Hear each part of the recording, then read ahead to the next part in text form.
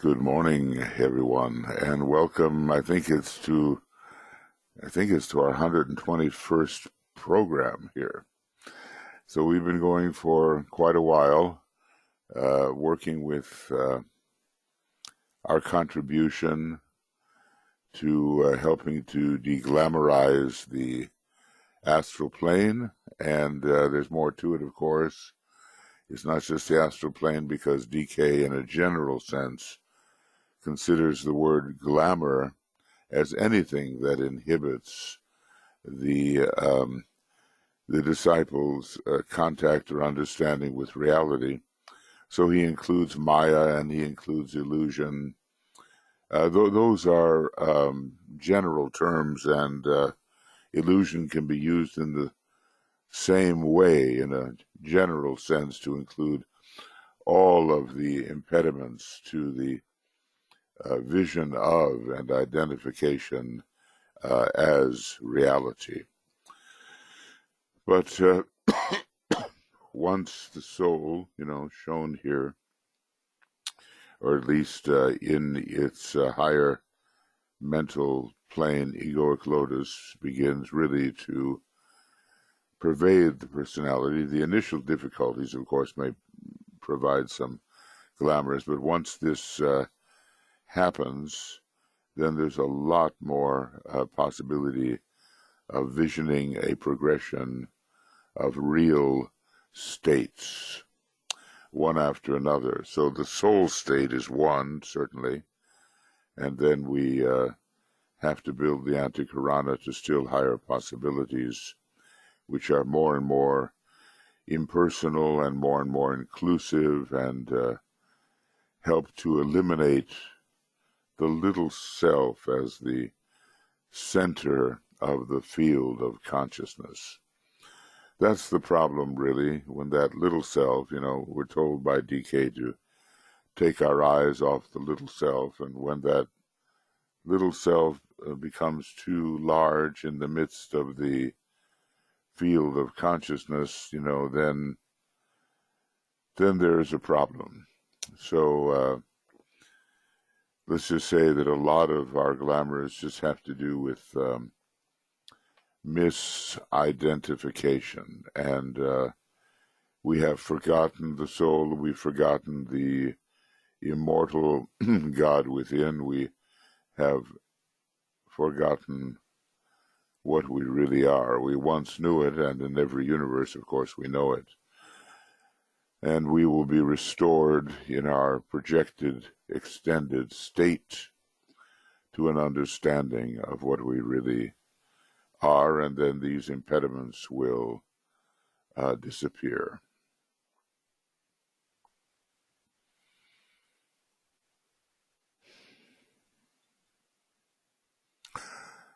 So our purpose then to relate to each other in such a way and according to the ancient methods that we can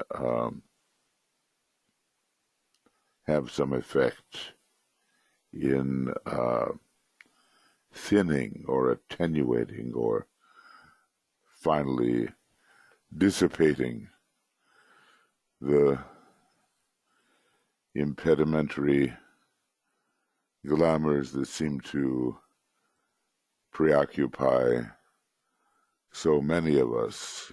The difficulty is, of course, it's kind of an unseen enemy, and the people who are victims of it, well, maybe you can see it in another person, but they don't see it in themselves.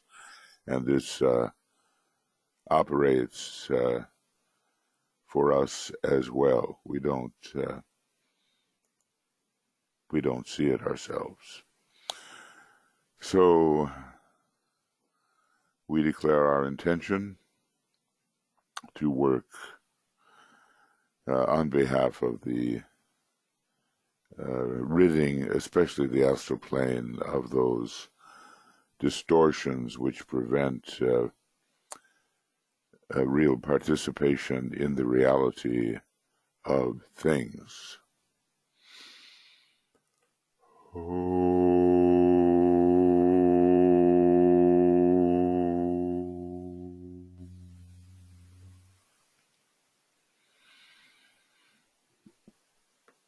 Okay, now our reading takes us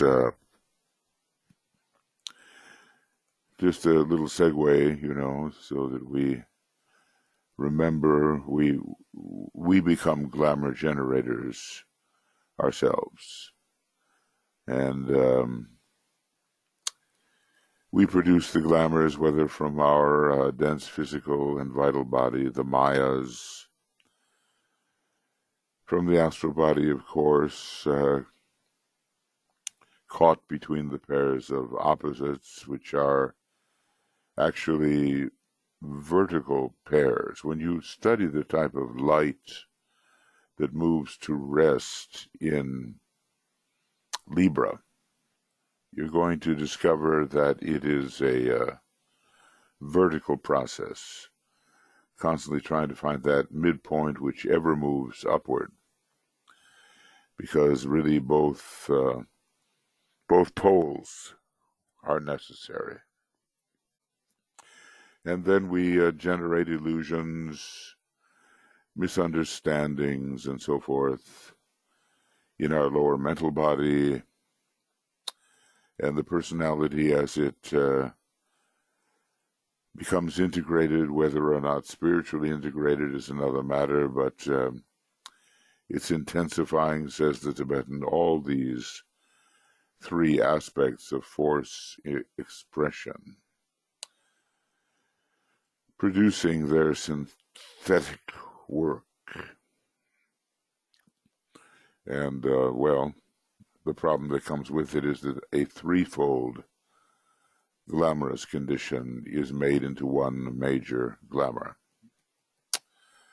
And the soul ray attempts to enlighten all this, but as it first strikes, it may overstimulate the condition and bring it to the fore. So we have to work through that type of soul contact and its initial effects, which are not always clarifying, interestingly enough. Yeah, so now we're ready to begin, and I just want to, welcome you. Glad you're here. Alexandra, Annette, Barbara, Catherine, Diana, Frederick, Helen, Ishtar, Karen, and Marion, Kim, Leslie, Margot, Mariana, Mariut, and Martha, Nathnia, Risto, Stacia, Tia, Vera, Zenaidi, and Veronica. And over here on the staff side, we'll have Michael, Stacy, and Tuija. And we may be hearing from them as well. So here we are, beginning on 121. Okay, so let's see what we can understand as we go along. I like that we are reading the books together. I think it's very important to read in group form the Tibetan's books. I do feel a little pressure on this because, around the year 2025, the new dispensation comes in. And we just have to do everything we can to be ready for that. And at the same time, not slack off in our service to the race. Of course, it is true that when we clarify our own mind and clarify the condition of any of the vehicles in the personality, it is a kind of service to humanity, because we are improving our instrument. And, if we're walking around with an instrument which cannot function as it should, then even our efforts to help will be somewhat tainted. So we cannot forget the personal work to be done. That's, Seggioli, Roberto Seggioli, who is a well-known psychiatrist, and he was a member of the Tibetans group, and I've mentioned it before, but as he was passing away, he told those surrounding him, make sure they do their personal work. And I suppose there's none of us that doesn't have plenty of personal work to do. So these glamours arising as we generate them through our ignorance, D.K. tells us that the nature of these glamours differs with different people, for the ray quality determines the type of glamour or illusion to which the man will easily succumb, and that kind of glamour which he will most easily create. So there are two words there, right? One has to do with an ambient glamour, which is just in the surroundings, and which is an enemy to clarity of consciousness. In other words, the people who deal with glamour are called observers of reality, and they are in the second C group. So he was writing this book for them initially, but everybody could then benefit from it. So there are glamours that are ambient, ready to go, and we are susceptible to them. We even cultivate them. We even think it's a wonderful thing, If you ask most people and they talk about the word glamour or glamorous, they'll think it's a positive thing, but not from the point of view of the esotericist. And then we've just reviewed the areas from which we may be creating glamours.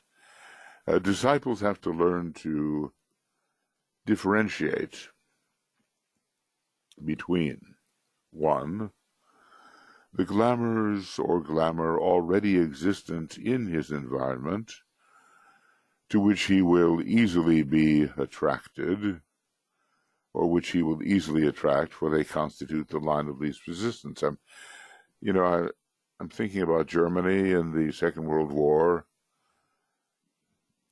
It had a first-rate personality.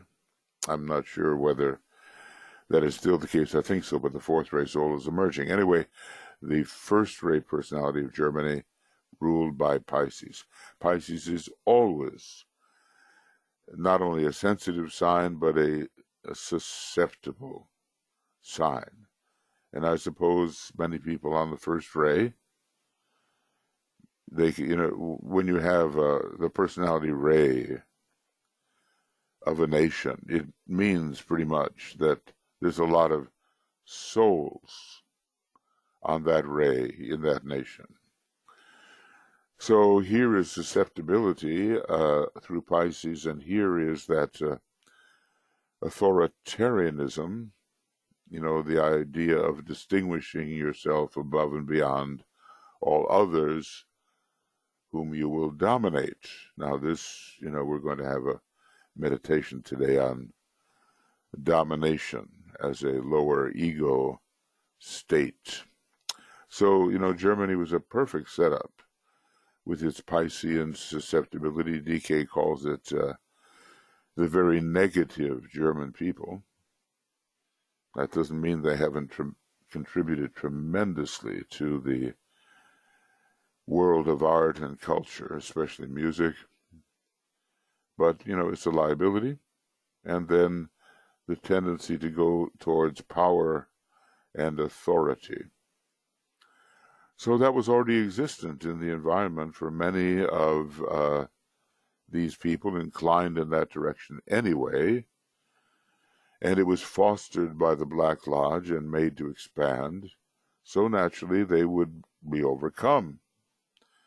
So you have to really watch carefully for the kinds of glamours that are in your psychic neighborhood. and that you may find yourself susceptible to, or to which you may find yourself succumbing. I think, an exploration of that. Just pause for a moment, your early environment and family, and where you eventually gravitated. Is there something in that atmosphere which you picked up and which maybe you didn't notice, or you thought it was a good thing, but anyway, it contributes to the glamorous situation?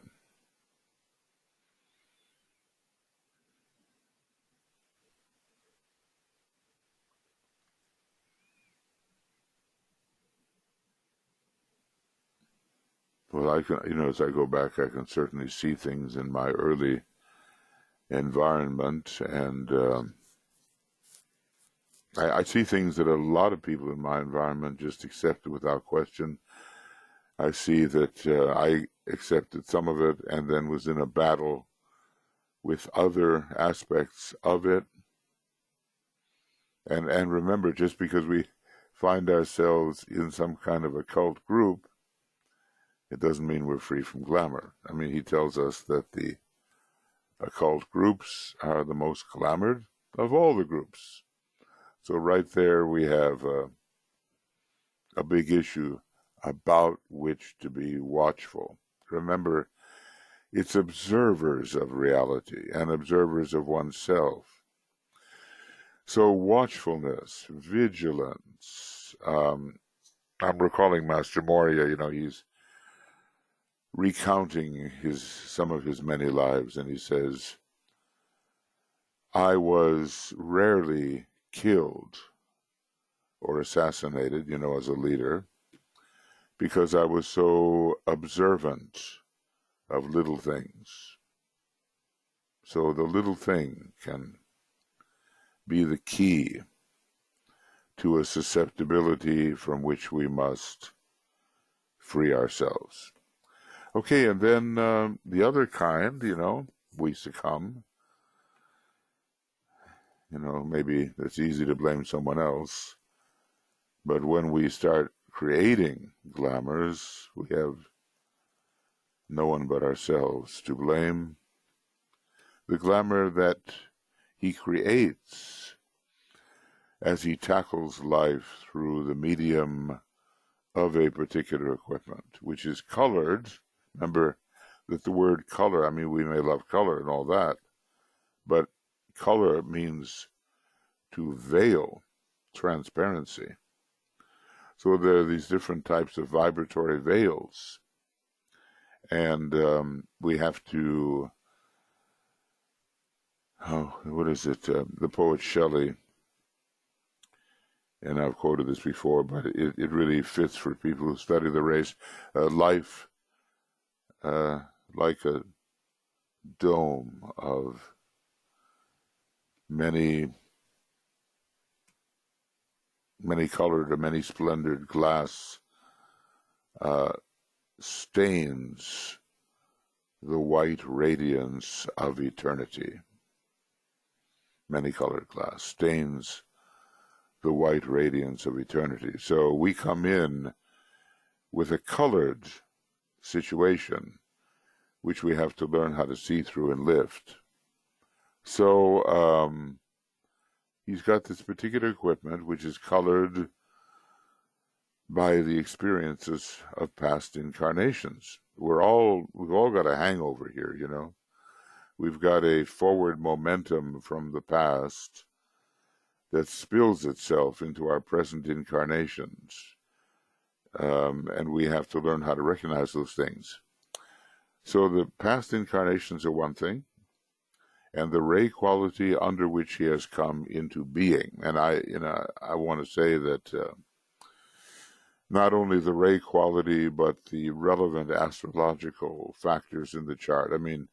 You've got your sun sign, your moon sign, your rising sign, they are very, very stable, and they are prominent, and they will be the cause of some of your glamorous situation. You know, if I find myself, give you a practical example, responding to some Ray 1 glamours, it's a lot because the sun is in Ray 1 Aries. Not necessarily that the first ray has been part of my ray chart. So do look to your sun, moon, and rising sign for the negative qualities they might contribute. Then D.K. becomes realistic for us. He says, the subject is so intricate that it will serve no useful purpose for me to go into detailed particulars. I can indicate the major glamours, and under this term I include various Maya, or should it be plural, Mayas, and illusions. So I indicate the major glamours to which the ray types predispose the man. And I guess if you were reading an Esoteric Astrology, which I don't think had really been written yet when this book was written, you would find, quite a few negative attributes to which the zodiacal types are disposed. So anyway, the ray types predispose the man to certain glamours. If you then apply these to the three vehicles of manifestation, as well as to the personality and the soul, note, and the soul. Don't think that just because you have a soul on a certain ray, you're going to get off the hook and there won't be any glamours associated with that ray. Sometimes the most profound glamours which plague you will come from the basic soul vibration and the fact that you or I cannot really assimilate that vibration yet correctly. So then you're going to apply these ray predispositions to the three vehicles and to the personality and to the soul. And you'll note, he says, how complicated is the problem. I guess, when Master D.K. is looking at one of his students from the inside out, he has a choice of many things upon which to comment. But, like a good teacher, and understanding the learning capacities of his students, he's not going to throw the whole thing at them at once. He's going to pick out what is the most necessary to deal with at this time. The issue is certain and determined. For in this solar system, it's the second major and the fifth in a series of 5. For in this solar system, the triumph of the soul, the solar logoic soul we're talking about, and all the secondary souls that derive from that, the triumph of the soul and its final dominance and control is a foregone conclusion, no matter how great the glamour or how fierce the strife. Now, our solar god has taken the second cosmic initiation and is working towards the third,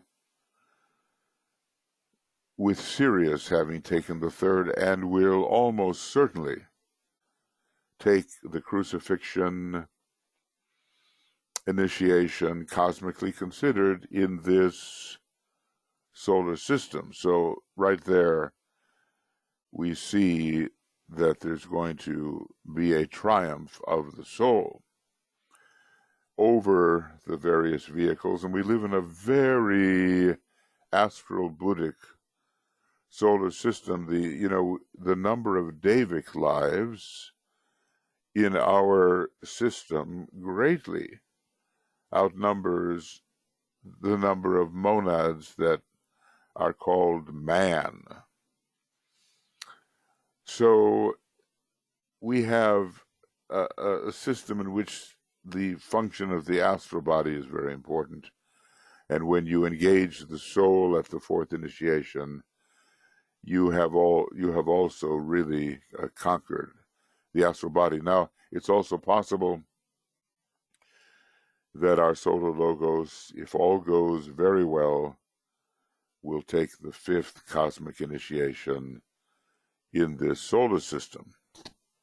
So D.K. goes on and says, thus, the ascertaining, in other words, certain knowledge, that's ascertainment.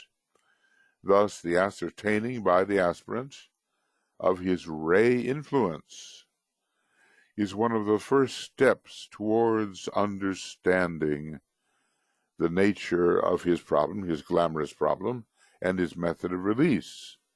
So let's just say this is one of the chief values of studying the rays. And I've made that, unfortunately, in the wrong color. But okay, I'll fix it. You sometimes wonder, well, why are we studying the seven rays, and it has some very practical aspects to it, because it's going to tell us how to meditate and what we're working on and what kinds of opposition we have in the energy structure of our energy system. So this ray study, so emphasized by Master D.K. and Alice Bailey, is really a pioneering effort to help us accomplish many things that require knowledge of the rays, including the new psychology, really getting to know ourselves in a way that we have not before. So anyway, the psychology of the future will direct attention to the discovery of the two rays which govern the soul and personality. And when Master D.K. was writing letters to his students, he always gave those two rays first, rather than the details. He didn't say, okay, here's your soul ray, here's your personality ray, and then immediately go into describing mental, emotional, physical rays. He didn't do that.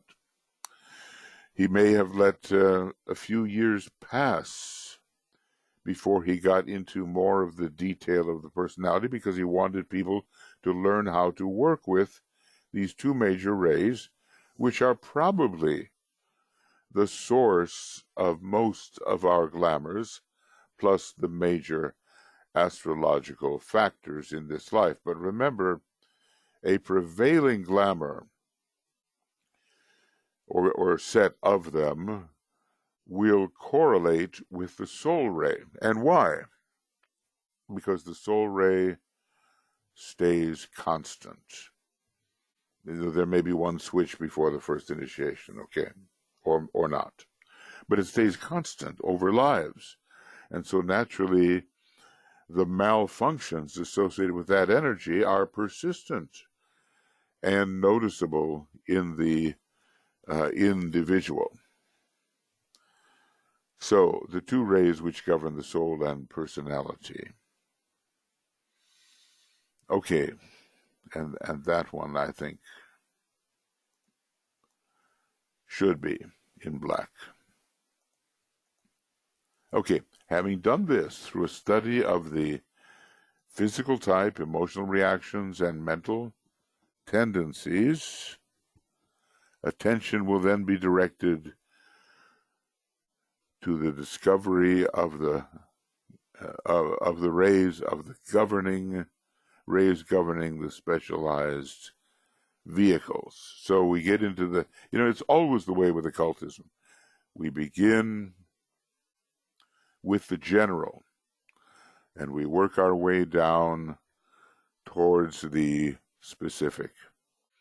A lot of people like to begin with all the detail, and the very first book they're going to read is Cosmic Fire, But then, there may not be, unless they have unusual ability, there may not be a foundation there to really assimilate that unless some of the more general approaches are understood.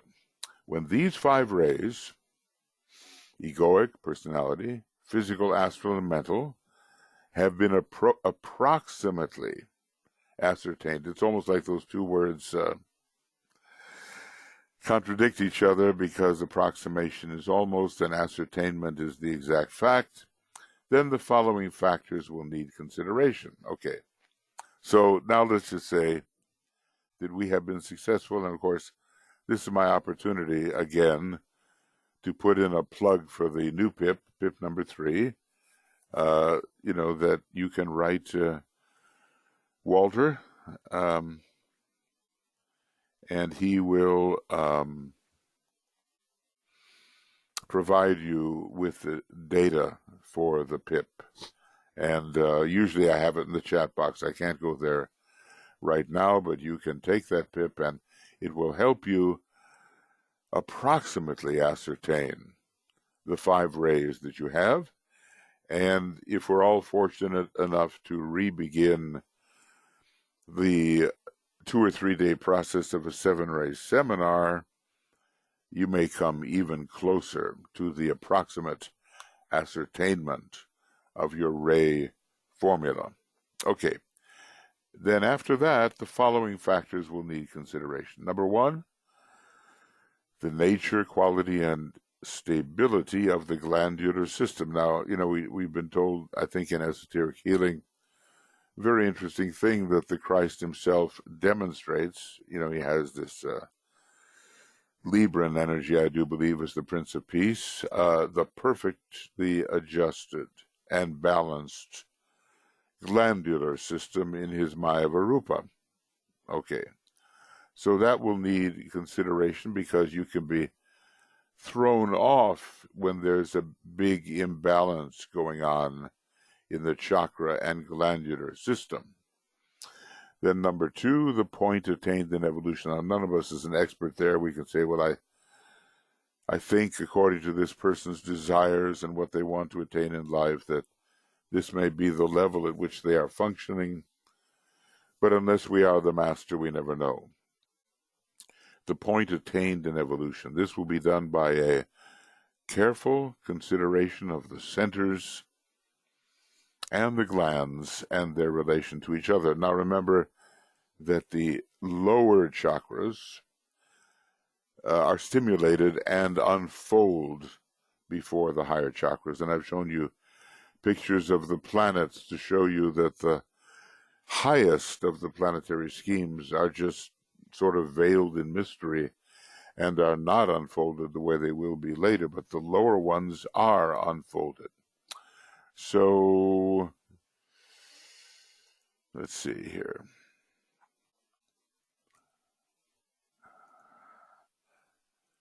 I just want to see if I can outline a couple of things. So, yeah, as an esoteric astrologer, and anybody really working through the counseling medium with others, you've got to have some idea about where they stand. Are they strictly a personality traveling clockwise around the wheel?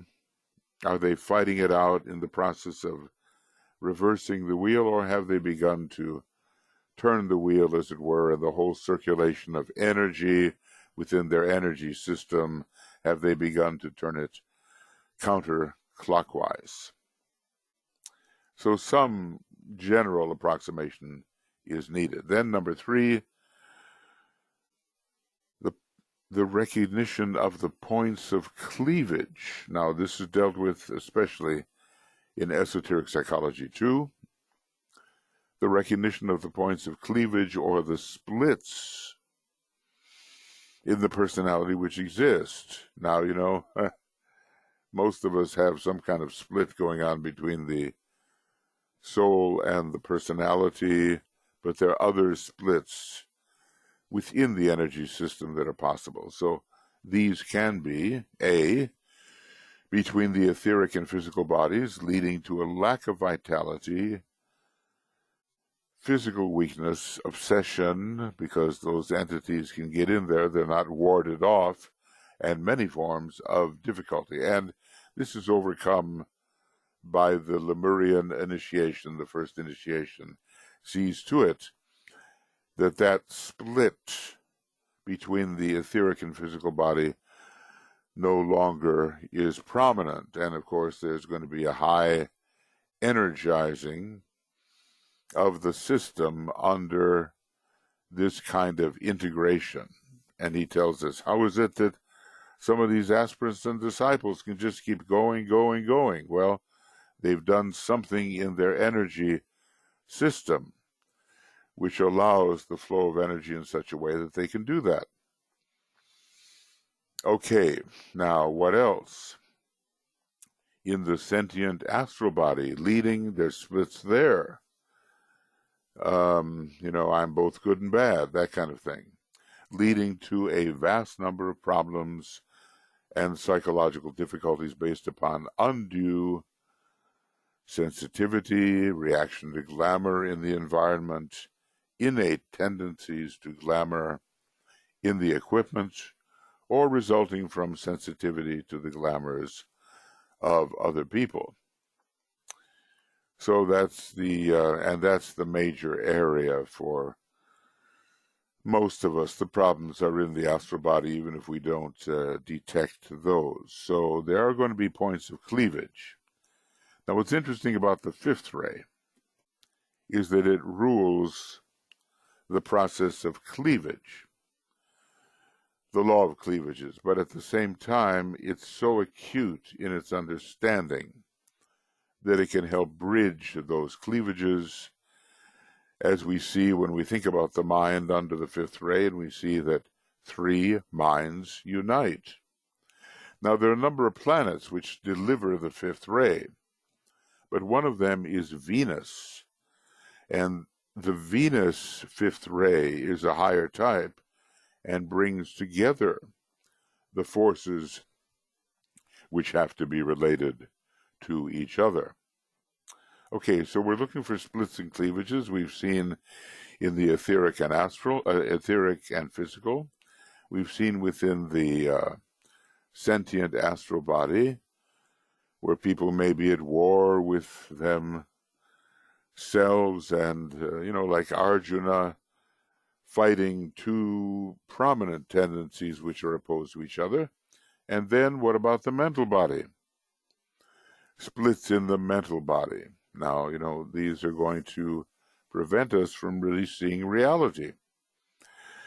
In the mental body, imposing mental illusions of many kinds, such as control by self-created thought forms, sensitivity to existing world, national, or environing thought forms of any school of thought, idée fixe, the sense of the dramatic or of importance, or a fanatical adherence to groups of ideas inherited from the past, or mental reactions of a purely personal nature not relating to the divine plan.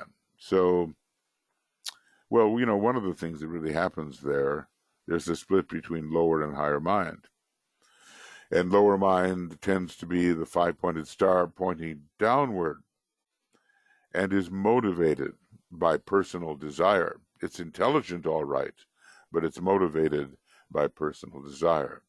And when the star reorients itself and points upward, then we have guidance from the higher energies intelligently executed.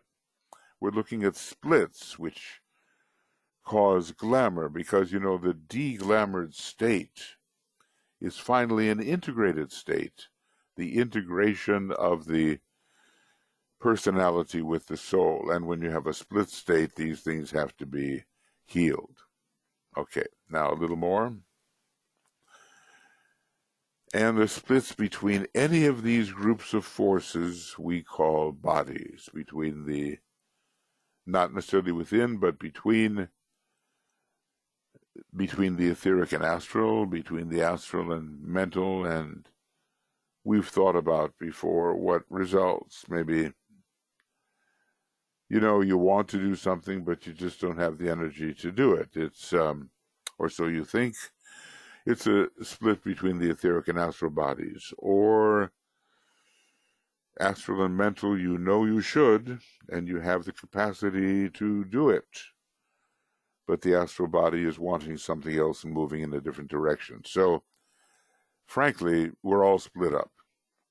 And a truly integrated individual, without something causing trouble, is quite rare. So we have to heal these cleavages, and usually through meditation and soul light and service, the cleavages can be healed, and the personality ray, instead of fighting with the soul ray, can be made a sub-ray of the soul ray. So that gives you an idea of the splits and cleavages which must be overcome as we are attempting to deglamorize the various vehicles. There is, for instance, a definite correspondence between the condition of negativity to the physical plane living, which is the result of a lack of integration between the physical and etheric bodies, and that lack of interest and that failure to handle physical plane living, which the thinker on abstract and scientific levels so frequently evidences. Others all, it's become a genre in its own right, but all these Einstein stories, he's there in the Princeton University finally, and he's walking through the street with one shoe on and one shoe off, and walking on a curb and a street and a curb and a street, just because he's so lost in thought that he cannot worry about adjusting, taking time to adjust the physical plane. There are many, many amusing stories of that kind, but D.K. is pointing to a problem. He says the third-rate type, the abstract thinker, can hardly keep his checkbook straight, Of course, those were earlier days. Maybe we're using more checkbooks, but you get the idea.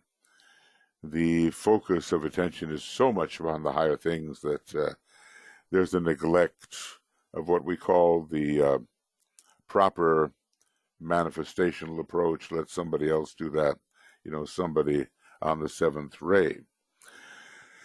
So we have an early stage here, a failure to integrate the physical and etheric, and you have negation because there's not a stimulation of the physical by the etheric in the right direction, and then you have a much higher split there between the abstract mind and everything below it. Both groups fail to make a definite and decisive manifestation upon the physical plane. I'm fine. This is a moment of self-discovery for me here. Both groups fail to deal with the problems of physical plane living in a clear and satisfactory manner. I'm beginning to wish that my wife were not on this program right now. I'm going to have this paragraph held up before me. Both are non-positive physically, but the causes producing these relatively similar conditions are totally different, though alike in their effects. So all of this is to be studied about why we do not succeed as personalities in one department of life or another, and why some kind of malfunction in one of these vehicles is preventing us from really seeing and understanding reality. Okay, so what have we been doing here? I have to remind myself, we've been saying that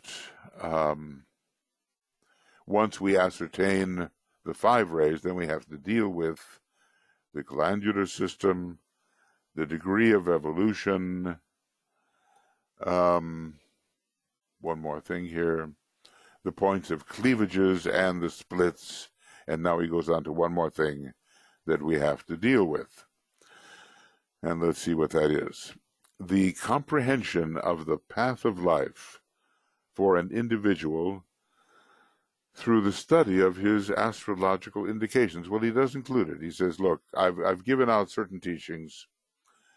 Here is the list of them in terms of their importance. First of all, Shambhala.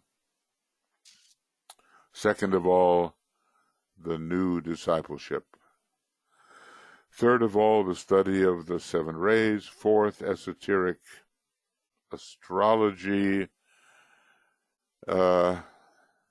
Fifth, I suppose it's the new group of world servers I'm trying to remember. And sixth, the groupings of people that I have been teaching on the outer plane, the organizing of these new seed groups. I think there were 6. If there are 7, it has something to do with the New World religion. But anyway, your path in life, and if you're good at esoteric astrology, you can kind of see which way it's going and cooperate with the spiritual indications of your horoscope. So the comprehension, once you have your 5 rays, this is another thing.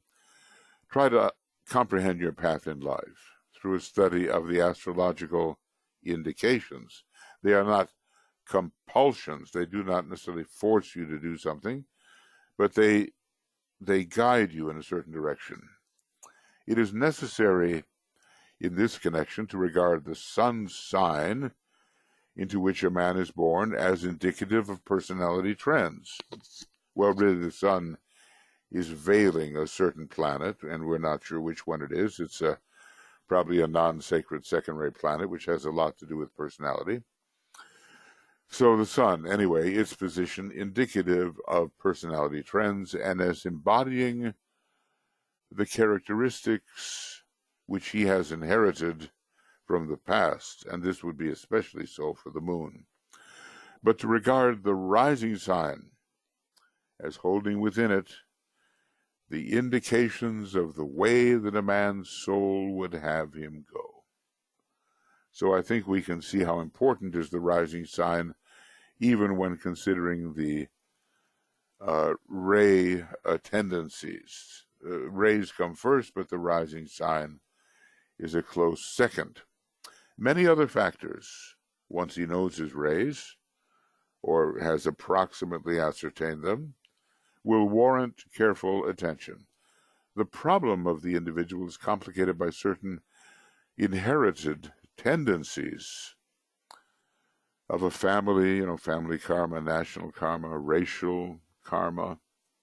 I'm sure if we're honest, we'll see that a lot of these have influenced us.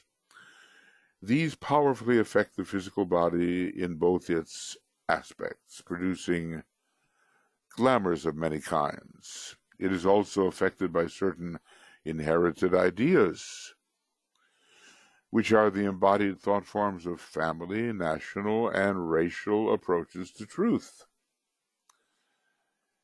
These produce powerful illusions to which the individual man easily succumbs. It's a prepared thought form. It's very solid. It's been worked out.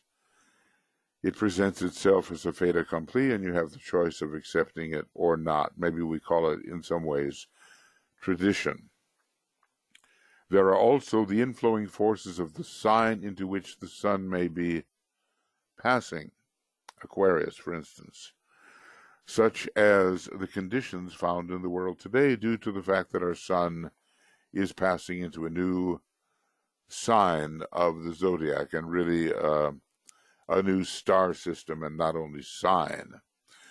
Therefore, powerful and new energies are playing upon humanity, producing effects in all the 3 bodies. They are evoking glamours in the emotional nature and illusions in the mental nature. People get way ahead of themselves and they start to fantasize, and they begin to look at the ideals surrounding a new sign, and they forget what it will take to make them real and where they really are in their development. Those easily subject to glamour become, at this time, conscious of an emphasized duality. It's always so, really. The advancing person has to deal with the higher and lower pairs of opposites, and we have to deal with Pisceanism, the lower, and Aquarianism, the higher. So an emphasized duality. The subject, as you will therefore see, is vast, and the science of the psychological influences and the result of their impact upon the human mechanism is as yet in its infancy. That's really important. We start to talk, but we realize that we're being affected and are susceptible to many types of energies, most of which we don't recognize. And if we did recognize them, we might not be able to understand what to do with them. So let's just be modest about this. When it comes to occultism, the new spiritual occultism, our approach is in its infancy. I have, however, indicated enough to arouse interest and to start investigation in this new field of psychological activity of the rays and the esoteric astrology. Okay, I actually made it to the point where I intended to go, and that's very rare. So that's already written up, and then the next time we get together, we're going to start with the glamours of the rays as they affect you, because a ray is your soul or personality ray, or somehow astrologically prominent. Okay, all right, friends, I realize I've talked a long time, and maybe you've been able to stand it. Now we have questions. And sometimes I've seen those question marks up. And let's see what... right, Frederick. An interesting reference about cell and consciousness. I was thinking about that if a book can be written called The Consciousness of the Atom, when you think of how many cells there can be in an atom, or how many atoms in a cell, rather, we see that certainly the cell can have its consciousness as a unit of life. The fourth phase of water beyond solid, liquid, and vapor. Okay.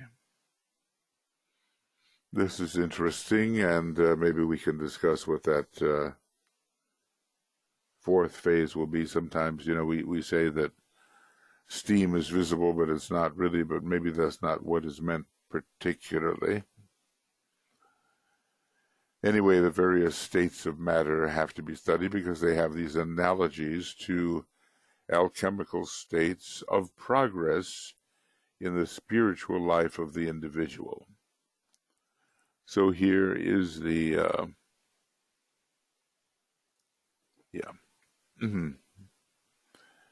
Thank you for the link. Okay, and right. Okay, lots to think about, and here's the thing. It will gel. I've been studying these books for 50 years, and when it comes to Theosophy, I think it's been 53 years, something like that, or maybe even a little earlier. For me, it came like first the teacher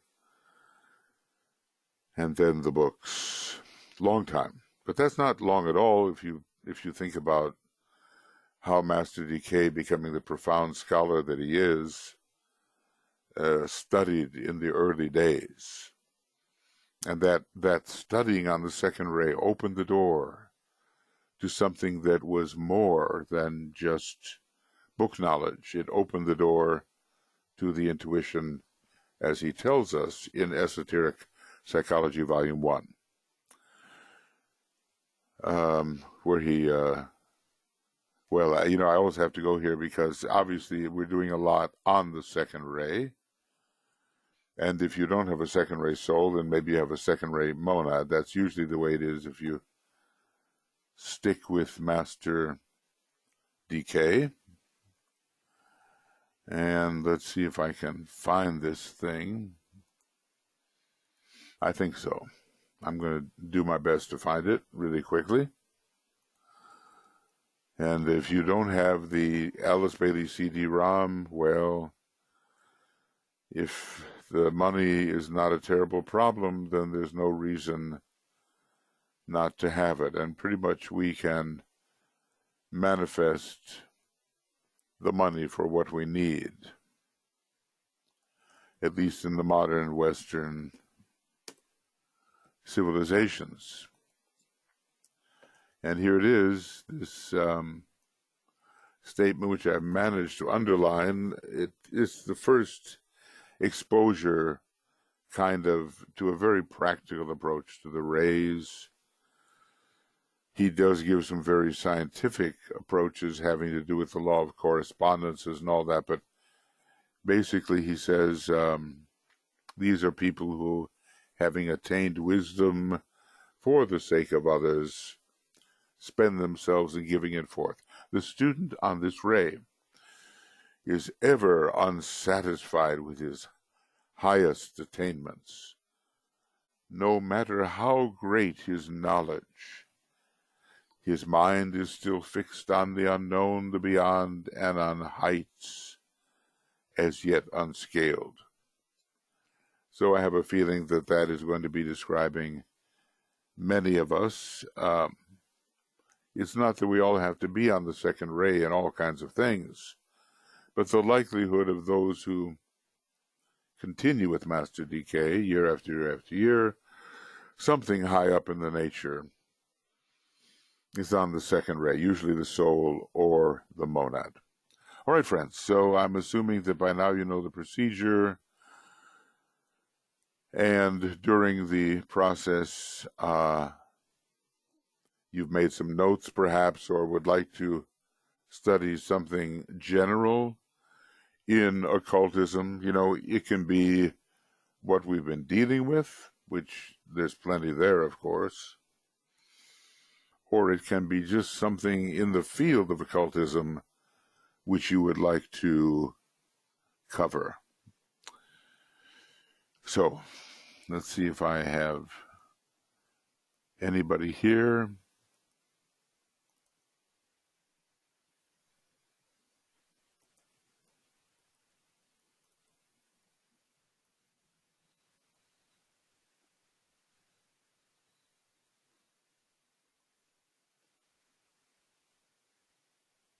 Vera's hand is raised. No hand. No hand. Vera's hand is raised. Oh, Vera. I thought you said no. All right, I'm relieved. Okay, Vera, go ahead. Michael, I was reading today about the solar system. Yeah. And I came upon the information about the Earth. Yeah. That in one chapter, our planetary logos facing the fourth initiation, and in the other paragraph facing second initiation on the cosmic plane. So I'm not. Both are true. Both are true. So here we go, page 384, and it's cosmic fire. So from this point of view, through our scheme, which is the fourth, through our chain, which is the fourth, he is facing a lesser type of initiation, which is causing, of course, great stress for all who are associated with this particular chain and the fourth globe. And, you know, here it is, the globe of sorrow and pain. For though it is our planetary logos is undergoing that which, through it, our planetary logos is undergoing the crucifixion. The cells in his body, those cells which he feels and senses and experiences, through which, and that's us, are in this world period rent, torn by pain and suffering. For his, this is a good one, for his is the consciousness at the center of the body, and theirs is the capacity to suffer, so that by means of them he may learn the meaning of systemic dispassion. Our planetary logos has kind of a personality problem, and is not yet one of the sacred, more dispassionate logoi. And he needs to be dissociated from all forms and material substance, and upon the cross of matter eventually find liberation and the freedom of the spirit.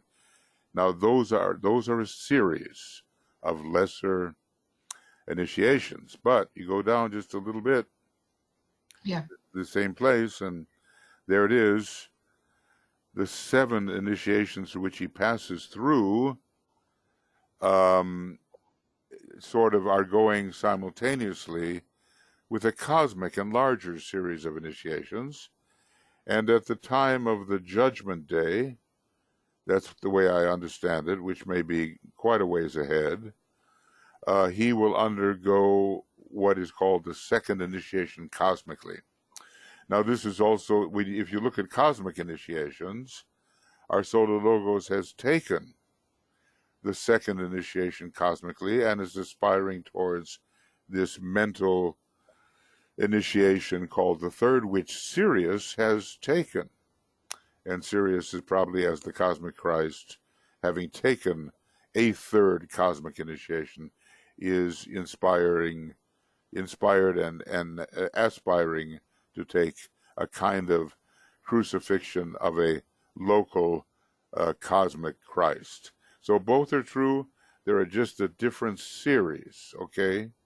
And the one is a 7-fold series. The other will be a 7-fold series too, but it will not be completed until the next solar system. What cosmically considered, what our planetary logos could do, and it would help our solar logos, is take a 5th cosmic initiation. We're only halfway through our process. We're only halfway through the solar system, and it is possible. If our planetary logos can undertake a 5th cosmic initiation, then there's a chance that the solar logos can also undertake his 5th cosmic initiation, which requires the base of the spine to do, and that's exactly what we are. So, you know, even for the case of these great beings, nothing is absolutely determined. If it doesn't happen now in the 2nd major solar system, it will happen in the next solar system. The question is, does our solar system begin with number 5 or number 6? You know, of course, it's such a remote issue, and basically it lies trillions of years ahead. Right now, we basically have to learn how to clarify our vehicle, render it transparent, soul infuse it, monadically infuse it. Then we can be members of the hierarchy that can really help our planet. I hope that's clarifying. And yeah, and in relation to this, I was thinking, humanity, we are the throat center, and as sort of we see where we are, what we are doing, and how we are functioning, we are pretty dysfunctional throat center, or creating a lot of havoc. And I was sort of comparing it with the human beings, like when we are raising the energy from the sacral to the throat, that's the first initiation. So that was my musing. So I thought, yeah, there's something to that. Humanity is associated with the throat center, and it is from the sacral to the throat that the first initiation deals with. But now, elsewhere in the books, it tells us about humanity's connection with the planetary Ajna center, and especially certain types of human beings who are members of the new group of world servers. So the interest is kind of divided between the throat center and the Ajna center. But it does make sense. We are struggling to take the first initiation, which means that what we create here at the throat is still pretty much ruled by the planet Earth rather than Saturn, because Saturn is a very responsible type of creation in line with the plan. And Earth creation is just like, well, let's create it. Any form will do, you see, non-sacred. So I think you're correct on that, and that is one of the reasons why there's such a disturbance in that center, and one of the reasons why the heart center has to awaken more. Now, at every initiation, the heart center awakens a little, and the actual crucifixion gives us the moment when the heart center is most the focal point. Yeah. Thank you very much. Thank you. Yep. Yeah, you're welcome. You're welcome. You know, it just, the attempt to answer these things, look, we all know Master D.K. has the real perspective here, and we do our best. That's all I can say. We do our best. Okay, so what else? What else, friends? Your thoughts? Your thoughts? Alexandra. Go ahead, Alexandra. Yes, hello, good morning. Good morning. Good morning. Yes, so following what Vera has said, excuse me, I've got early morning frog throat. Froggy London. Yes. Okay. Following what Vera said, so I have a question which is related to what we've been talking about. And I've been reading Rule 10 in Treatise on White Magic. And he says, no matter how small or unimportant an individual thinker may be, yet in cooperation with his brethren, he wields a mighty force. And then he goes on to outline what right thinking depends upon. And he talks about an ability to sense the vision.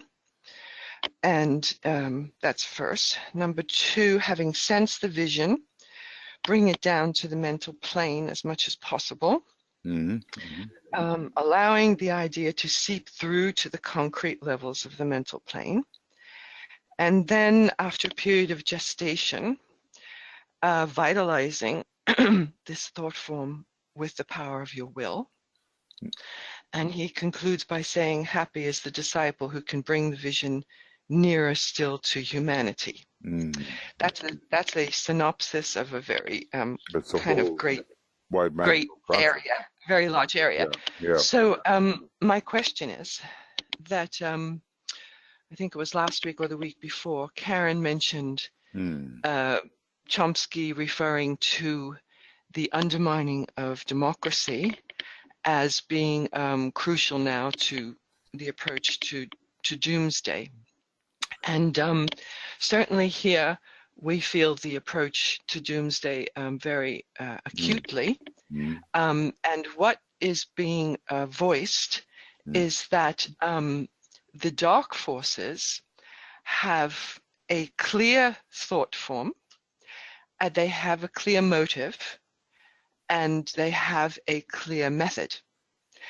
And you could say this is in the UK, and you could probably say it for the US as well, and I'm sure other places. But what's being mooted is that a lot of upset that the light forces, or the forces that wish to protect democracy, have not assembled their plan, have not assembled their plan. So to be very specific here, for example, no one on the left has a plan has assembled a clear plan how to stop the forces on the right that have clearly assembled a war cabinet to pursue their aim. So I'm trying not to get into too many specifics, because the question here is larger, which is that, when I read this, particularly no matter how small or unimportant an individual thinker may be, yet in cooperation with his brethren, he wields a mighty force. It occurred to me and it's a bit like Vera was speaking of, the lack of, or let's put it like this, the need to assemble a clear thought, the need to assemble amongst thinkers, the need to assemble a clear thought form that is in opposition, as it says in Patanjali's Yoga Sutras, bring up a contrary thought if one opposite to yoga comes in. But similarly, do you understand what I'm saying? A clear thought, amongst the thinkers, the responsibility to have the responsibility of the clear thinkers. Because if for example, we're on the brink of war, and not even physical war, but ideological, big time war, what is the responsibility of the thinkers, and how do they achieve that responsibility of assembling a clear thought form in opposition to what we see taking place via the dark forces? They're always tardy. You've read that D.K. says that the Black Lodge, the Lords of Form, are much more definite and will always seize first some kind of even distortion of the truth and manifest it before the forces in line with the White Lodge can even get mobilized. It's just been that way. But seeing the tendency and knowing that it really always exists, people like ourselves have to think truth in our local areas and together. The old saying that one person thinking truth can affect their whole local environment. And what is the local environment today? It's, in a way, with the internet, the whole world. So we have to take very seriously the kind of thing you are discussing, because the tendency is the counterforce will act first, will act effectively, will be more narrow, definite, and applied than will the forces of light. But eventually the forces of light, and the question is how eventual, will prevail. It was that way with in the various wars, actual physical wars that we have been experiencing. The forces of light, except for England, were slow, and the neutral powers were cowardly. And that includes the United States in some of these world wars that we have had. So it's for esotericists like ourselves to somehow reaffirm, well, I say students of esotericism, that's a fairer judgment of the matter. Students of esotericism have to affirm that clarity of thought, the distribution of clear thought, the distribution of thought that has consequences that accord with the forces of light, is at this time a huge responsibility. We're not going to affect the trend that the darkness precedes first. It tends to demonstrate, and D.K. says it thus does it demonstrate. But he said there is a way to counteract that if we can do what the disciples before the Second World War did not do. And I think, as you're speaking here, it alerts us to the necessity that as we begin to think with complete clarity, others will be influenced along that line. And even here, in this clarification of consciousness group, That's what we are trying to do. But it is a danger, but it will not, as DK said, if there is a delay, it will be a maximum of 300 years. Now, it seems like a terrible thing, and several incarnations can pass in that time, but it's not forever, and the forces will prevail. But why have everybody suffer so much when the solution is in our hands? So thank you. May I just thank you? Can I just follow that up with one short other question? Thank you so much. That's very helpful. Because it's also said, so while the one side has a clear purpose, and the other side is kind of assembling itself and is still in a state of reactivity and disarray. I've also heard it said that amongst esoteric students, we shouldn't be formulating or putting our thoughts on the side of a particular outcome. Well, this is interesting. This is interesting because I'll tell you what. In the 30s, when the love energy was peaking, especially 35, 36, that was the advice. And a bit later, hierarchy itself threw its weight on the side of the Allied powers, and the Tibetan seemed to change his tune. So we have to be careful which decade we're reading about, because sides do have to be chosen. I suppose the language which is used, one has to be careful about that.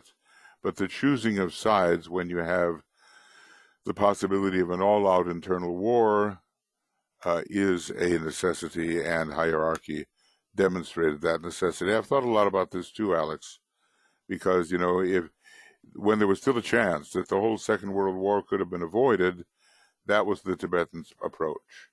When it could not be avoided, then there was a different approach entirely.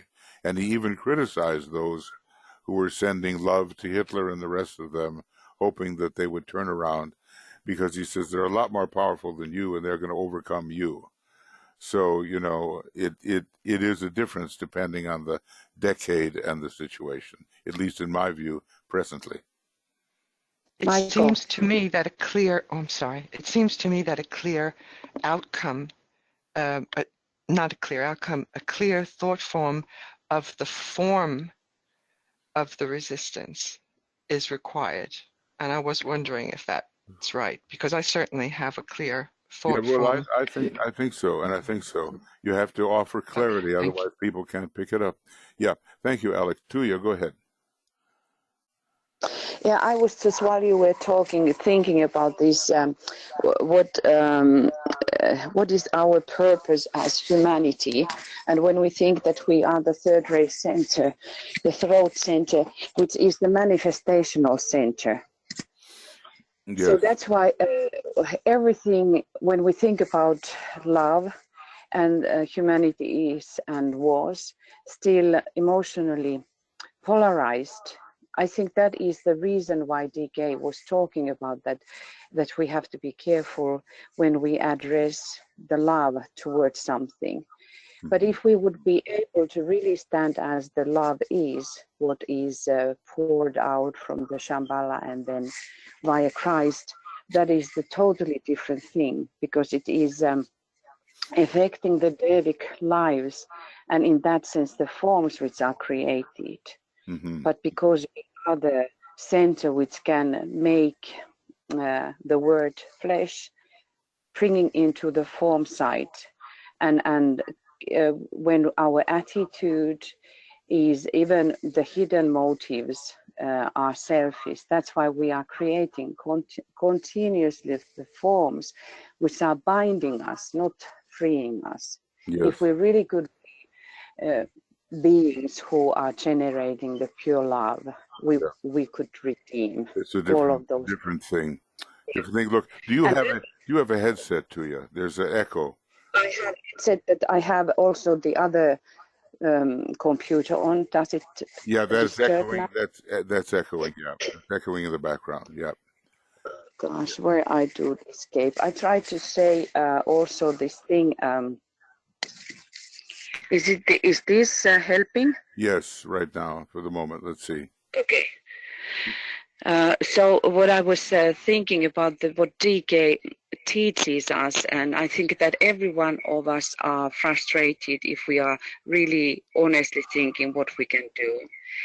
And DK is spreading these seeds all over, these little methods, what can be done. And I have studied that for a while, what DK is talking of in relationship to full moon approach, the day of expectancy. What he is teaching that we have to have a expectancy, a certain attitude in our physical brain in order to give our own support for the success of the group. So I would suggest that everyone would start to study that more deeper, because it's a huge method and it is a huge tool if we can teach our physical brains to have all the time the attitude in it for the betterment of the whole world or for the betterment for the group. Mm-hmm.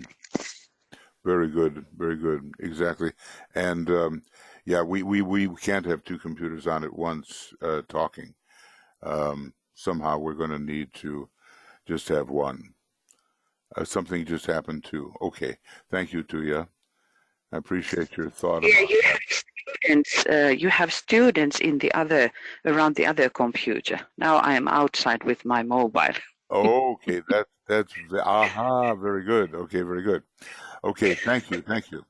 Now, Frederick, you have some thoughts there, and Kim talks about the 5G war. Yes, that's a whole nother issue. DK told us that before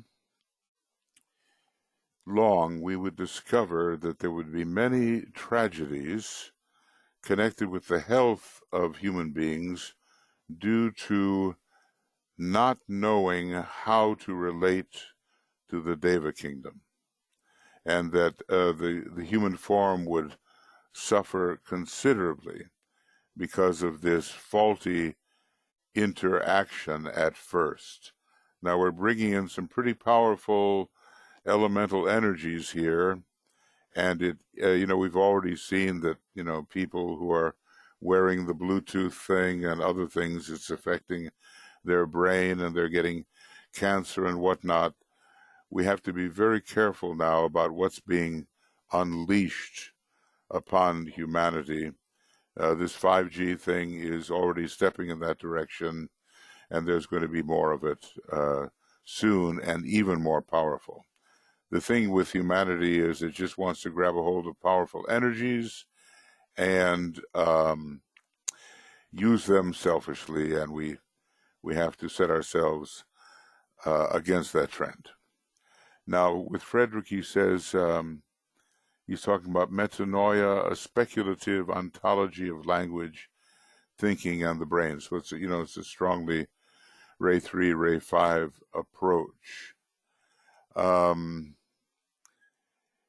Yes, there are words of power. Through the throat center, the earth is the first ruler, and the earth produces a plethora, fecundity, many, many forms, but not too carefully. It's a bit like on this planet. Nature tries a lot of ways, and let's see whether the fittest survive and who are the fittest, okay? But later comes Saturn, which regulates, according to the divine plan under Saturn, what can be spoken. So the very first work of the disciple is to get that throat center under control, and this is applying to humanity, as has been mentioned. Now, of course, the irresponsible use through lying of the throat center is confounding the plan. And there we have to strictly apply Saturn as a judge of what is true and what is not true. And there's a whole lot, people who don't care about the law, Saturn, are lying about anything to get their own personal way. We have to recognize that and change everything.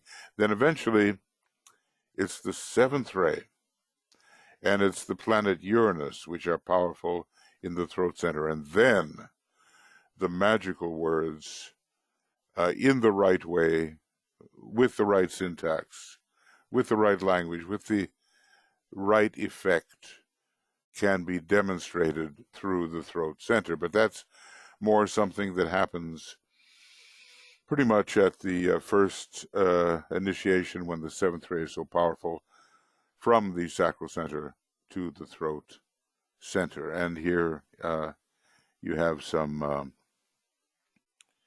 places one can go to read about this. So thank you, Frederick. All right. Now we're getting on in time, and I just want to see if there's anyone else here who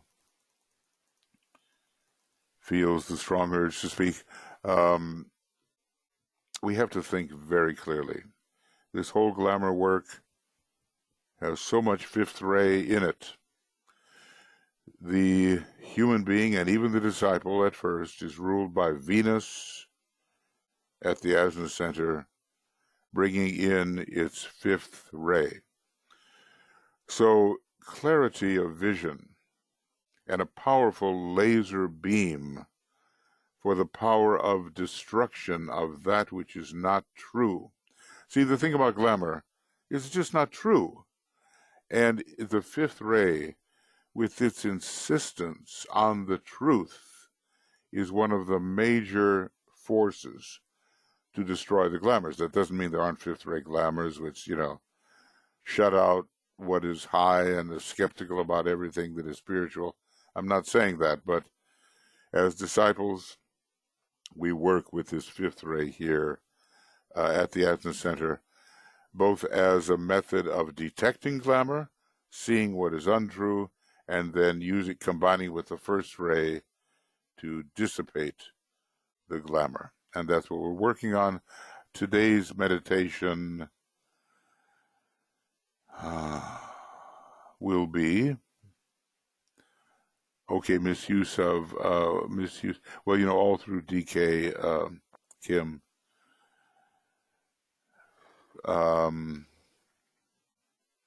misuse of, D.K is going to be the one who is going to talk about the misuse of energies. And I tell you what, we're coming up right now on a section of the book which is all about the misuse of energy for every one of the seven rays. And our meditation today is going to be on the misuse of energy along the first ray line. So in the pages immediately ahead in the Glamour book, there's loads of material on the misuse, and of course scattered throughout the books. Michael, did you have something? I heard. Yes, Kim's question is specifically about the misuse of Devic energies. Yeah. Well, all I can say is that scattered throughout the books, and especially even in Cosmic Fire, there's going to be a lot of material about that, because, it's a very interesting thing. There are some of let's use the term Deva in a general way. D.K. says there are some elemental forces that man commands. With others, he has to cooperate, and those are more the Devas on their own level, the same level as man. And yet others, like let's say the Raja Deva lords, man must obey. So to command, to cooperate, to obey. Those are the three approaches to the Devas. Now, the Devas have to be invited, the ones in the middle level that are equivalent to our own stage of development. They have to be invited. They cannot be compelled. You can compel elementals, and in Letters on Occult Meditation it talks about certain forces, elemental forces, which are brown, which are lurid green, which are loathsome purple. He uses these adjectives specifically, which are commanded by the Black Lodge in order to set the plan back. And there's all kinds of vampiristic things that can be done by this group as they, in a way, try to, sort of capture your soul in a bottle, as it were. They try to enslave you. If, slavery is a big issue. It's coming to the fore yet again. There's been a big deal about, in America, the slaves were freed through the Emancipation Proclamation. But, of course, that was just the beginning, and still freedom is not entirely attained. And all over the world, there is slave labor. And it's a terrible thing what's going on in terms of certain human beings enslaving others in various ways, physical, economic, compulsive. Do we think it stops there? It certainly does not. And the Black Lodge is the lodge of enslavement. I mean, that's a different way of thinking about it. But they want to make slaves out of humanity. And, they're going about it the best way they know how. Now, you saw that, I forget what the name of the movie was, I asked once before, but it was that movie about reincarnation, and it had the word cloud was in it or something like that, and had Tom Hanks and, by the way, he's playing Mr. Rogers lately. It's going to be a real love fest. It's going to be interesting. But anyway, in this movie, it was all about incarnations. And we saw the White Lodge and the Black Lodge diverging in this film. And there was a whole group of enslaved people who all had the same form. And it is coming ahead. Cloud Atlas, that's it, you got it. Okay, so that's right. Yes. So there is the slavery of actually holding people in prison and enslaving in that way. And there's the slave labor of economic labor and maybe, don't forget, psychological slavery. Slavery is not over, and the Black Lodge seeks to enslave humanity. Now, that's what we have to work against, and that's where democracy comes in.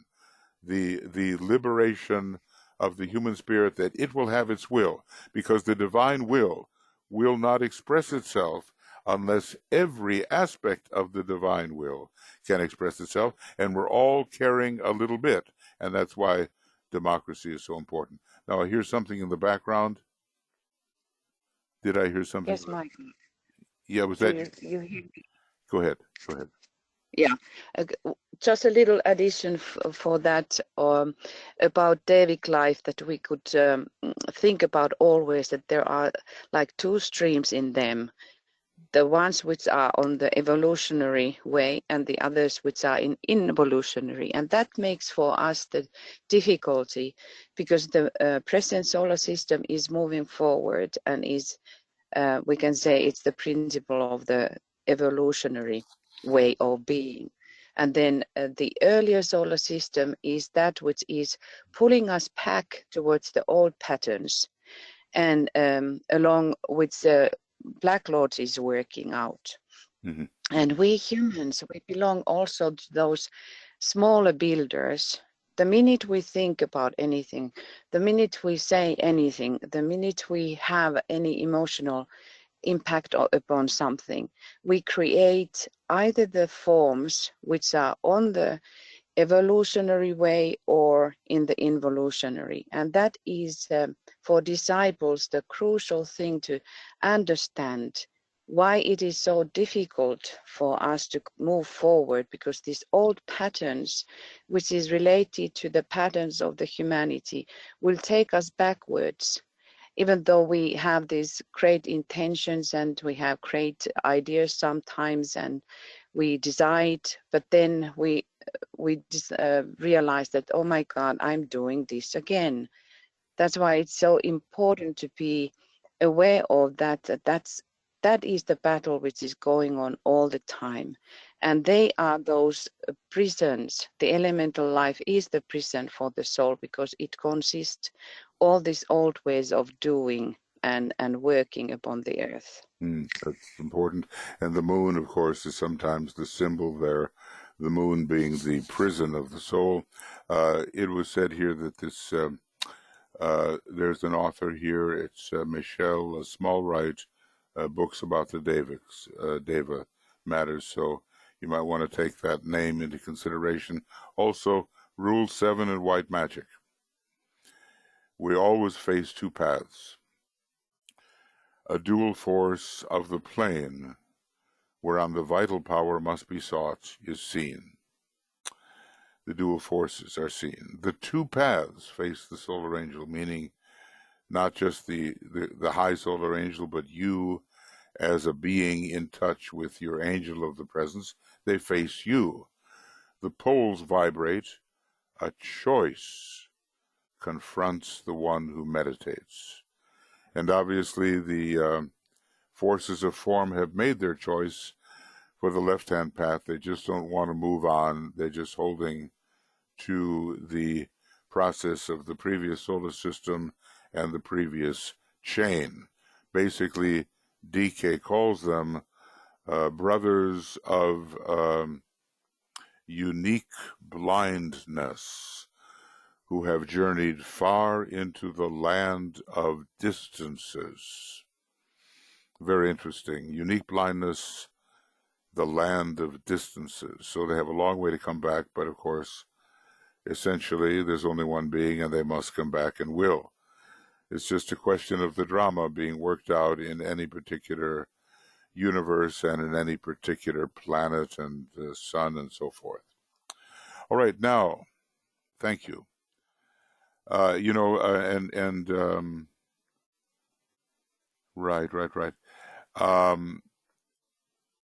Let's see, what was I going to say here? Oh, my.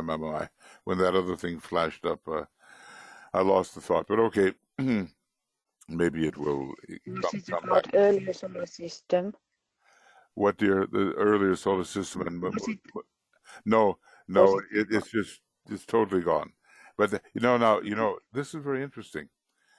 When Moria speaks about thought, he says there's a great danger when we're thinking about the astrological square, when you have a line of thought and something cuts across the thought at a square angle. Now, you never know. I mean, timing is, we're pretty chaotic down here. But he says it's even physically dangerous to cut the stream of thoughts.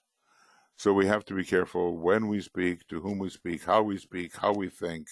You can cut a stream of thought with your thoughts, not only with your words. So my stream of thought is cut, and maybe it'll come back to me before long. Maybe. Okay, now I tell you what, the time we have to now meditate, okay? I think, and let's, I kept on thinking, we have a choice of how we meditate. We can take one glamour and meditate upon it for a year if we wish. Or we can take a series of related glamours that circulate upon a particular, revolve upon a particular cause. The cause is the ego, the lower ego. And the cause of the lower ego is wrong identification. And wrong identification arises through the perception conditioned by mistaken identity. We think we are what we are not, and we tend to the welfare of what we are not, rather than tending to the welfare of what we truly are, as we internally discover what that is, not just in words, but in experience. So I tend to choose this other way of rotating around a center, a central cause. The glamours that we're meditating on may look different, but they all are rooted in the same cause. And once we really know ourselves to be souls, not just in words, but we actually know that, and we know ourselves even more to be the spirit, so many of these glamours are going to disappear. Now, as I look out there in the political and social world, you got a lot of ambitious people, and they're pretty powerful, but it's clear that in their consciousness, they are suffering to a lesser extent, but to a certain extent, of a unique blindness. And very few are the selfless, unselfish proponents of the welfare of the people in their country or even in humanity. Power on the physical plane can be stimulated by ignorance. And then a person becomes even more powerful because he's not, temporarily, because he's not divided with the other contrary thought. He feels certain about that which his ignorant consciousness has revealed. And he's not torn like Arjuna. He hasn't reached the Arjuna stage yet. Arjuna was there in this incredible battle, and it was apparently, I don't know how many million years ago, 4, 5, 6 million years ago. It was a real battle, and it's said to have taken place on a plain south of where the city of Delhi is now, New Delhi or Delhi. And the story is that advanced weaponry was used, and even atomic weaponry and laser rays and all kinds of things, because that is what the Atlanteans had developed. There is a discussion of a irresistible weapon called the Eye of Kapila. Now, Kapila is one of the esoteric Buddhas. I forget what you call them, but it's the Buddhas of activity, or esoteric Kumaras. That's what you call them. Kapila is maybe the only esoteric Kumara whose name doesn't begin with an S. And this weapon was devastating. It was a ray weapon. And apparently it was in the possession of those who were fighting that decisive battle, which basically, depending on what you read, you have to realize that all of us were most probably in incarnation at that time. We were human beings in an Atlantean race. It's very rare that those who are present today, there's maybe a few who came in Aryan times, but they came in from certain other planets. We have been Atlanteans. We have had these huge vehicles, standing 30 feet tall or more, all that. We have had advanced science, advanced weaponry. We have made a mistake. We have been overcome by various floods and annihilations. One day the movie will be shown, and you might be alone in the movie house. It's just your movie. Okay, but we're going to meditate on this domination factor, the lower ego satisfaction, which arises when you dominate others. It's a first-rate thing, and when you have that sense of self-importance. People get high on that, and when you have a fair amount of first ray in your system, there's an early tendency to do that until you can rediscover the energy of love, as it tells us in the integration formula for the first ray. So here we go.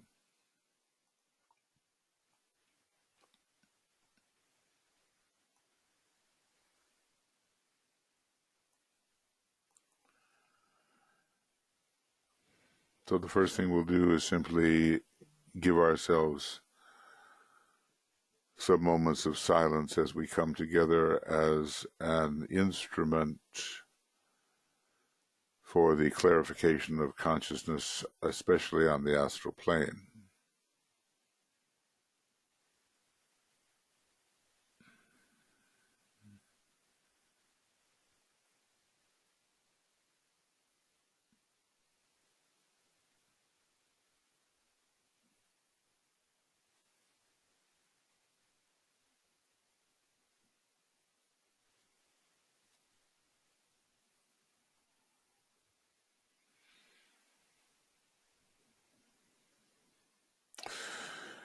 And the main point here is to sense that what we're calling space and the perception of space is not really valid psycho-spiritually. We're all together in this, in the field of united consciousness. Then, since it is, and I repeat always, dangerous work, having found out myself the hard way sometimes,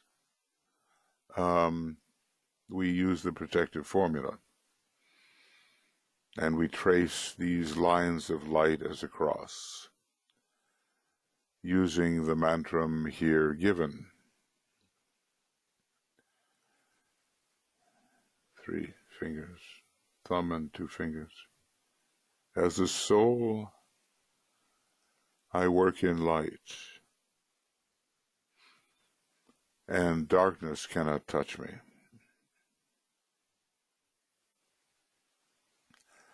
I take my stand within the light. I work, and from that point, I never move.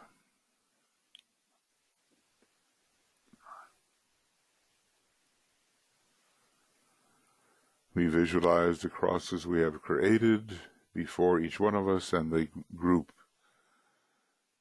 cross of protection.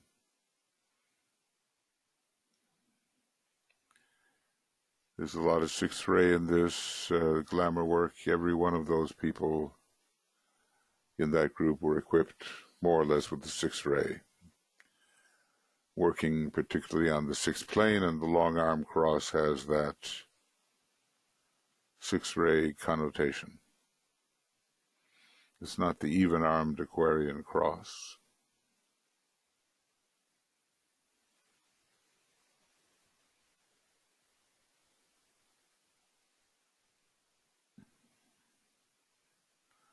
So make sure that that cross, that lighted cross, is a key thing. And I just have to say that, bear in mind what we said, that the Lords of Form seize the idea always before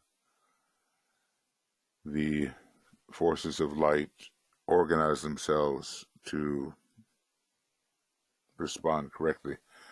And what are those burning crosses of the Ku Klux Klan but an example of the seizing by the Black Lodge of the symbols that should be used by the White Lodge. So, we have 3 types of light. We know about them. We focus now the dual light of matter, etheric, physical, and the light of the lower mind, logical, revelatory with reasoning on the plane of mind.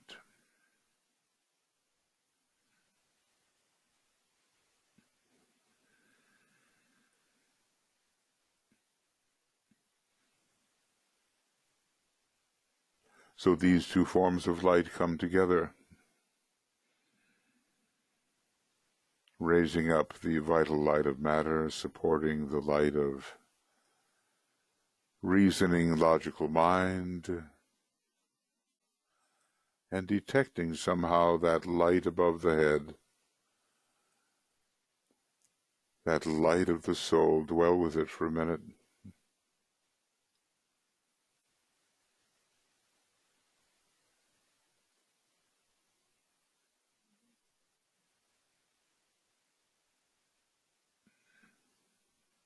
And we bring it down, the light of the soul. Down, down, blending it with the two other lights. Now, see that happening. The light of the soul, the light of mind, the vital light of matter, blended. Three are one, three are one. Three are one, and will produce our beam. And our beam is our instrument of detection and our weapon for dissipation. So let us say together, visualizing the light we have intensified. The light is one, and in that light shall we see light. This is the light that turns the darkness into day.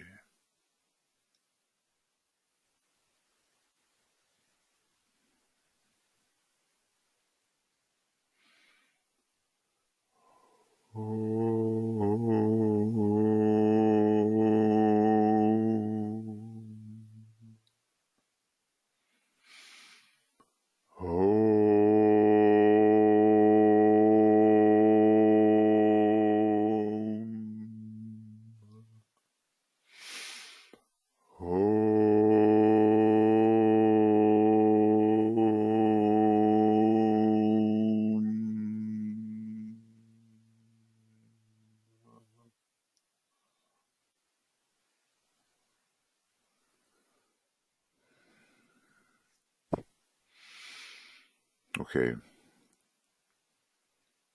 so the protection is in place, and the root of the searchlight has been gathered, and now we address the formula.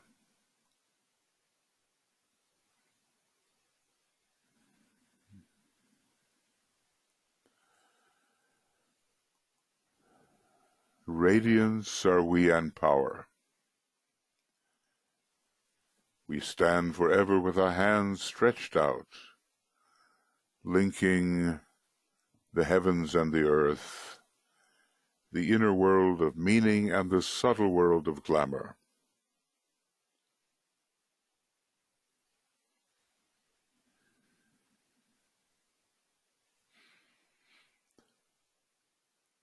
We reach into the light and bring it down to meet the need.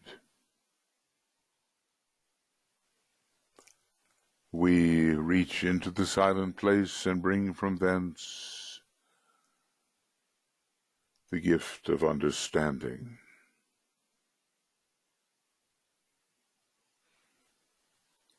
Thus, with the light we work and turn the darkness into day.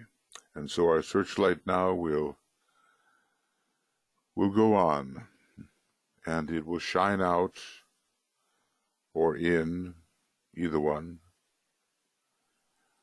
upon the astral plane. The astral plane is not truly subjective, it's only subtle, but not soul subjective.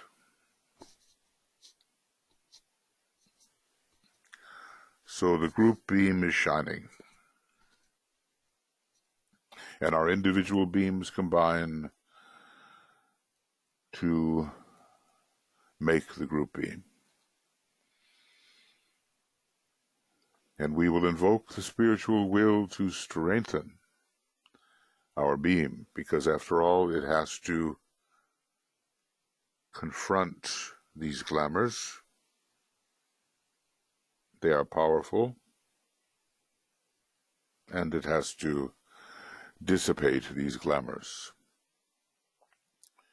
And so we say together, affirming the strength which comes from the spiritual will into the beam, with power upon its beam, the light is focused upon the goal. And our goal today is to deal with this first-ray glamour of domination, ambition, the will to excel beyond others, regardless of what it may do to them.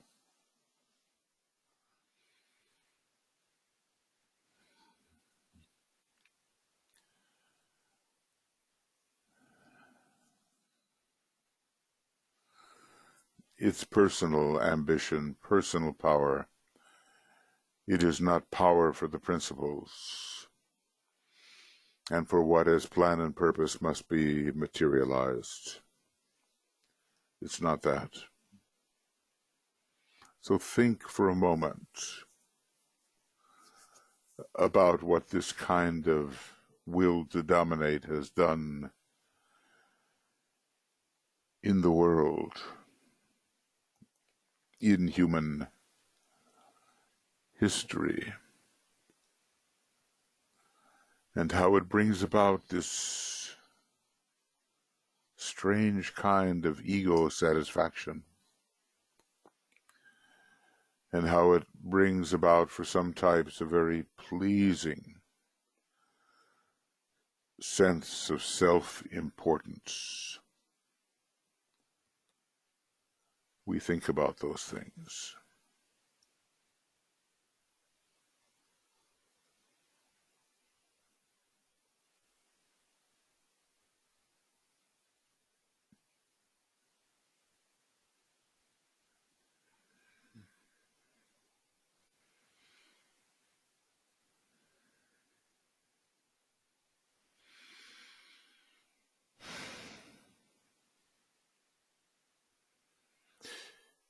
There is this tendency of the dominating will to take away the will of others.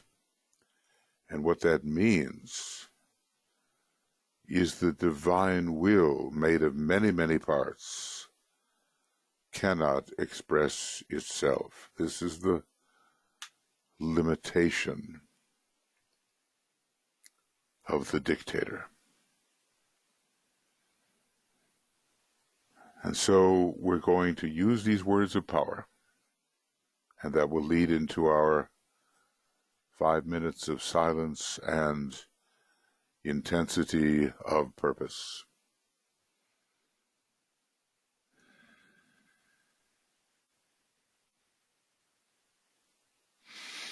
The power of our united light prevents the appearance of the glamour of personal domination over others.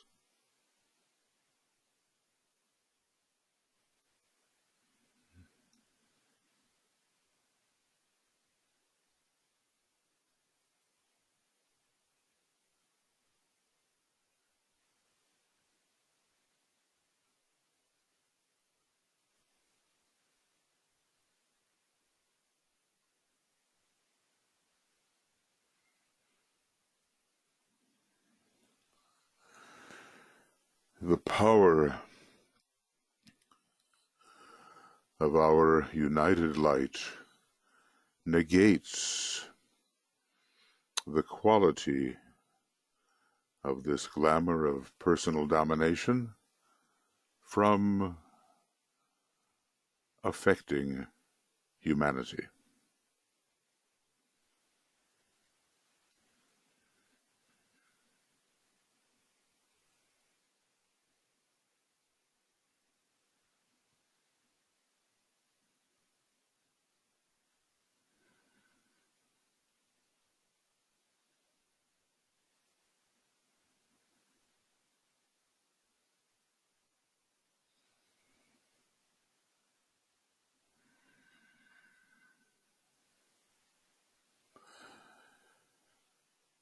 always beware a leader who is not willing to sacrifice. And the leader who sacrifices the most is the true leader, as we have seen in the case of the Christ.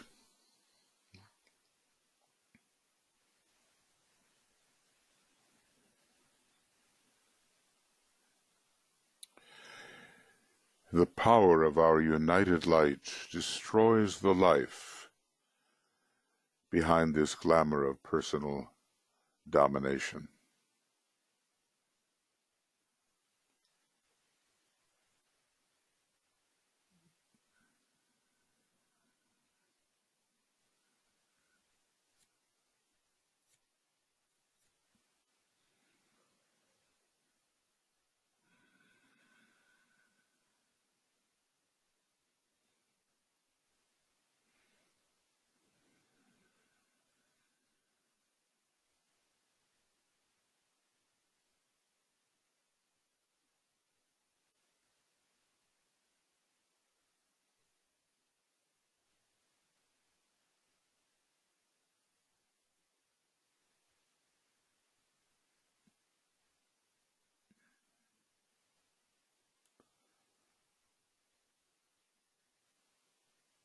So we understand the ill that strictly personality domination has caused, and we work against its conditioning appearance. We work against even that it would appear. We take away the life from it, and we do that in our 5 minutes of silence and intensity of purpose as we proceed in our own manner.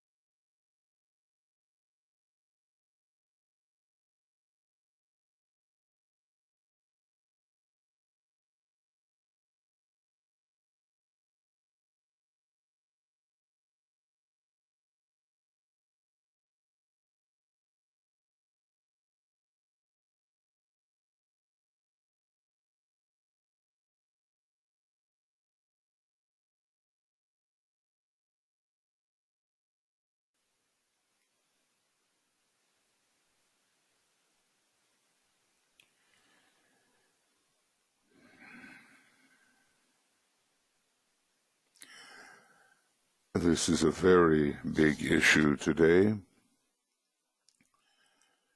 as we are working out the right forms of governance. Democracy is a great second-ray method of government. Monarchy is another matter, relates to Shambhala, but only once democracy is established. The members of the White Lodge and their affiliates are not allowed to strike the center of will. This has to do with the Syrian law of freedom. You cannot compel the will of another when you work with the White Lodge. And so what must emerge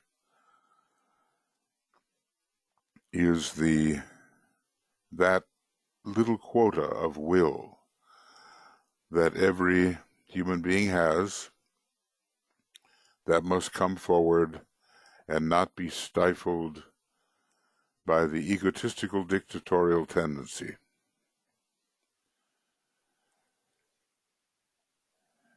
A true democracy must be established, and it will be the expression of the true expression of the will of all, without external manipulation, without deluding the voters, and without crushing out their will.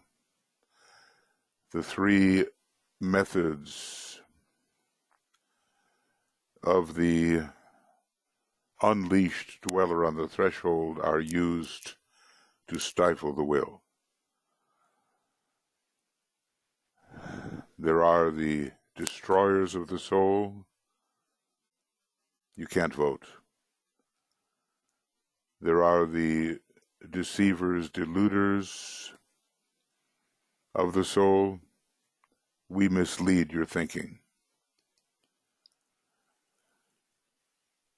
There are the manipulators of the soul. We tamper with the voting box and do not allow paper ballots which can be traced. So all that's coming to the fore, and the one will must shine through the many liberated little wills. So we're going to sound the Om 3 times. The main focus is the astral plane, but the lower mental and the etheric physical are affected as well.